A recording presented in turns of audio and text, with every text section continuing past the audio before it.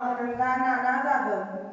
मी परळी पश्चिम मळवाडी गाव आहे खेड तिथे राहते. बीड जिल्हा आणि अंबाजोगाई तालुका. माझे गुडघे लय दुखत होते. चिकनगुन्या आला 11 महिने सारखं दवाखाना करीत होते. कमी झालं नव्हतं. मी लोकांकडे आले. त्याच्या आधी बी आले. माणसं नव्हते. सगळे चांगले आनंद झाले.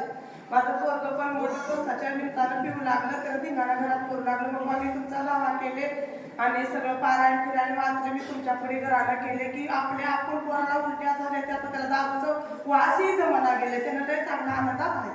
आणि माझे बी गुडघे मोठे सगळे कमी झाले. तर पप्पा तुमच्या आशीर्वादाने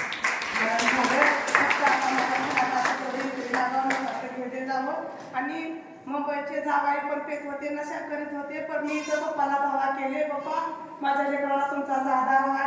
एवढं खराब काम करीत होतं. आता ते देखील सोडून एकदम कामाला लागले पप्पा. फक्त तुमच्या आशीर्वादामुळे. नक्की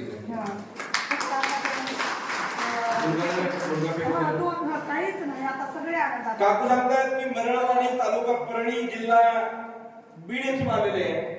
माझा मुलगा खूप दारू पीत होता.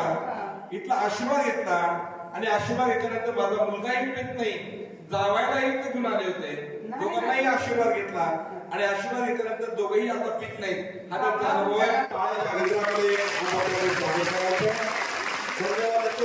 आशीर्वाद देतो आणि दुसरा